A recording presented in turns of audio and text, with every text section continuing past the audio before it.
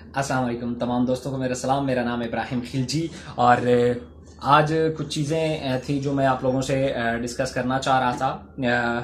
मेरे कुछ सवाल हैं बेसिकली जो आप लोगों से हैं।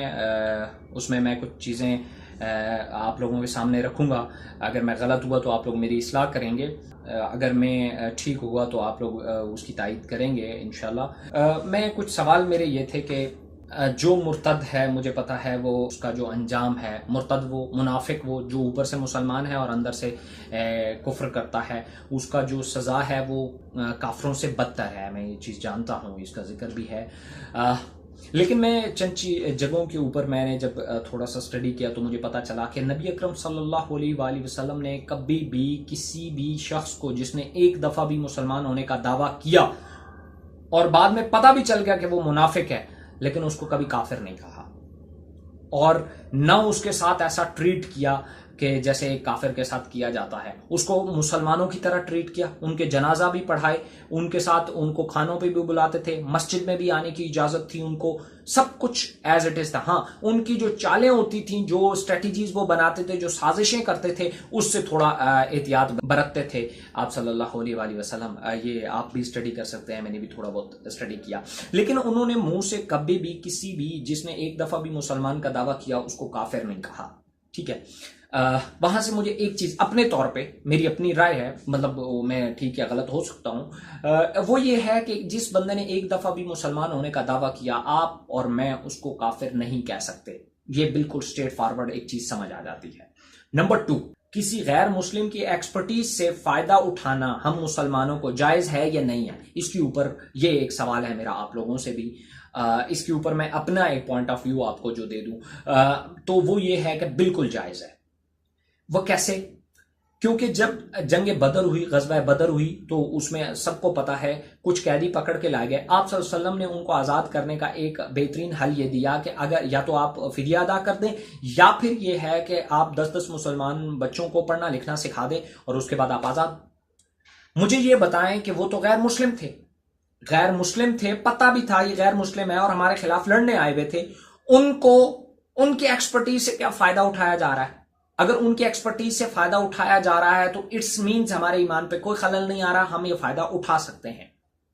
जब हम ये फायदा उठा सकते हैं तो ये हमारे लिए ताकयामत एक सबक है कि अगर एक गैर मुस्लिम की कुछ एक्सपर्टीज हो गई तो आप उससे फायदा उठा सकते हैं। मैं किसी सियासी पार्टी से नहीं, मैं अपनी एक राय पेश कर रहा हूं एज अ मुस्लिम कि क्या गैर मुस्लिम की एक्सपर्टीज से या किसी भी ऐसे शख्स से जो मुसलमान होने का दावा करे उसकी एक्सपर्टीज से हमें फायदा उठाना चाहिए या नहीं?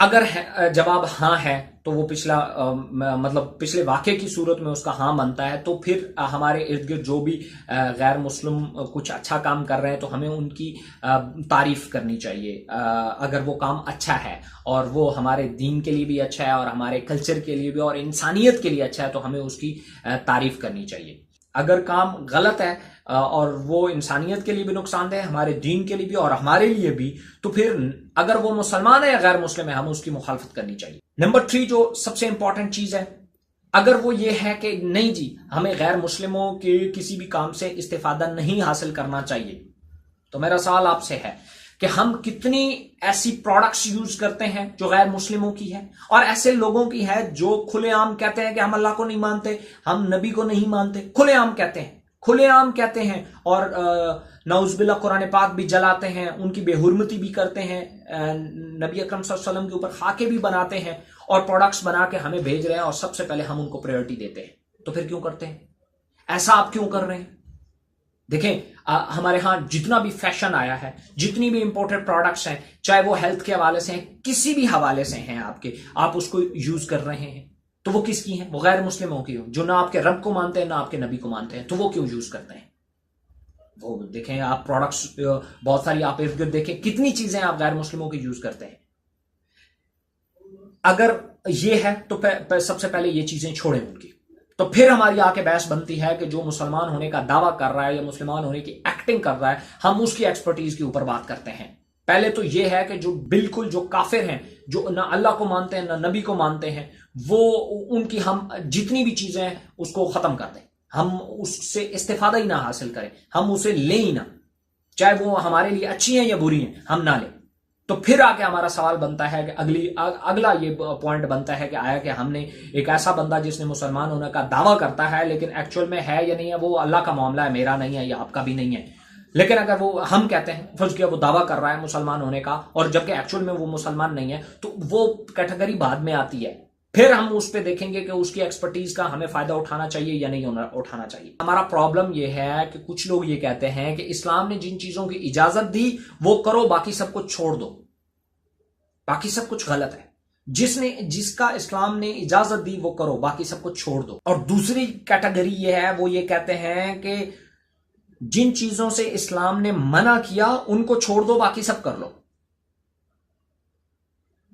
अगर हम पहले वाली कंडीशन में चलेंगे कि जिससे इस्लाम ने जो चीजें कहीं वो करें, बाकी जो नहीं कहीं वो ना करें, तो मुझे ये बताएं कि इस्लाम ने कहीं पे नहीं कहा ये इलेक्ट्रॉनिक्स मीडिया यूज करो। मतलब मुझे कहीं पे नहीं मिला, कहीं पे नहीं मिला कि भाई जी आप चश्मे यूज करो, कहीं पे नहीं फ्रिज का जिक्र, मतलब जितनी भी टेक्नोलॉजी है इसका जिक्र वाज़ेह अल्फाज में मुझे कहीं पे नहीं मिला। तो फिर आप ये क्यों यूज कर रहे हैं, इसका तो जिक्र ही नहीं। और अगर मैं इस कैटेगरी पे आऊं कि अगर इस्लाम ने जिन चीजों से मना किया उससे मना हो जाओ, बाकी सब चीजें यूज करो, फिर मुझे समझ आता है कि आया कि जो इंसानियत के नफा बख्श चीजें हैं वो मुझे यूज करनी है, जो नहीं है वो तो इस्लाम उससे ऑलरेडी मना कर चुका है। हमारा प्रॉब्लम यहां आके अटक गया है। हमने इस चीज के ऊपर गौर करना है। देखें, मैं आप लोगों को कुछ चीजें बावर करवा दूं। हम उस टाइम तक तरक्की नहीं कर सकते जब तक अल्लाह ताला के बनाए हुए उसूलों को हम फॉलो नहीं करेंगे। बहुत सारी चीजें हैं। देखें, साइंस बहुत तरक्की कर गई है, आज हम साइंस को फॉलो करते हैं और अल्लाह के उसूलों को भूल चुके हैं। जबकि एक्चुअल में क्या है, वही साइंस जो है वो उन्हीं उसूलों से निकल के आई है, उन्हीं उसूलों से निकल के आई है, लेकिन हमें पता नहीं है। हमने कभी कुरान खोलने की ज़हमत ही नहीं की। हम कुछ अनजान चीज़ों में, देखें आपसे सवाल उन चीज़ों का भी होगा जिसके ऊपर आपने तस्दीक नहीं की। मैं आप लोगों से सिर्फ ये गुजारिश करना चाहता हूं कि इन सवालों का जवाब ढूंढे। अगर हमारे नबी ने या इस्लाम में इस चीज़ की गुंजाइश मौजूद है कि गैर मुस्लिम की एक्सपर्टीज से, उसकी अच्छी चीज़ों से तारीफ भी करनी चाहिए और उससे फ़ायदा भी उठाना चाहिए, तो फिर हम एक ऐसे बंदे के ऊपर या किसी ऐसी ऑर्गेनाइजेशन के ऊपर हाथ नहीं उठा सकते जो आपके जो गैर मुस्लिम है और आपके लिए भलाई का काम कर रहे हैं। हमारा प्रॉब्लम यह है, हम एक दूसरे की टांगे खींच रहे हैं। इस टाइम पाकिस्तान के लिए क्या चीज इंपॉर्टेंट है उसके ऊपर हम ध्यान नहीं दे रहे। हम सिर्फ जाती मफादात के लिए एक दूसरे से जंगे लड़ रहे हैं। तो खुदारा मेरा आप लोगों से एक रिक्वेस्ट है कि इन चीजों को देखें। आप नबी से सियाने नहीं हैं, मैं नबी से ज्यादा सियाना नहीं हूं। हम कुरान से ज्यादा इल्म नहीं रखते और ना आप रखते हैं। तो फिर आप या मैं कौन होते हैं कि हम किसी को काफिर कहें या किसी को मुसलमान कहें? हम कौन होते? खुदारा जिन चीज़ों का जो चीज़ें इंसानियत के लिए नफ़ा बख्श होती हैं आप उनसे फ़ायदा उठा सकते हैं, इसकी तालीमात कुरान दे रहा है। मेरी वीडियो हो सकता है बहुत सारे लोगों का उससे दिल दुखे, मैं उसके लिए एडवांस में मादरत चाहता हूं। मैंने आपको बताया है, मेरा अपना नुक्ता नज़र है, आप इसमें मेरी इस्लाह कर सकते हैं। चूंकि ये बहुत बड़ा टॉपिक है जिसको इसके 10 मिनट में मैं कवर नहीं कर सकता, लेकिन ये है फिर भी मैंने कोशिश की है कि ये जो गैर अननेसेसरी चीज़ों में हम इन्वॉल्व हुए हैं, और जी फ़लाँ बंदे ने ये कर दिया, फ़लाँ मुशीर क्यों बना, फ़लाँ ये क्यों बना, फ़लाँ ये क्यों बना, वो तो फ़लाँ है, फ़लाँ है, फ़लाँ है, वो तो मुनाफिक है, वो तो मुर्तद है, वो वटेवर कुछ भी है, वो तो जी मुसलमान है, उसके सारे उसूल पूरे नहीं हैं। देखें, एक बात याद रखें, इस्लाम का सीधा सीधा एक उसूल सामने आता है। जिस बंदे के ऊपर आप तोहमत लगा रहे हैं, दो चीजें याद रखिएगा। जिस बंदे के ऊपर आप तोहमत लगा रहे हैं, अगर वो ठीक साबित हो गई तो ठीक है, अगर वो गलत साबित हुई और तोहमत हुई उसके ऊपर और उसने वो गुनाह ना किया हुआ, तो याद रखिएगा सजा जो है उस एक गुनाह की, वो फर्ज किया अगर 80 कोड़े है तो तोहमत की 100 कोड़े है। ये ज़हन में रखिएगा। तो कहीं आप उससे बड़ा गुनाह ना कर रहे हों जो वो कर रहा है, आप तोहमत लगा दें और उससे बड़ा गुनाह कर लें और उसकी सजा भी उससे बड़ी कर लें, तो काइंडली उन चीज़ों से बचिएगा।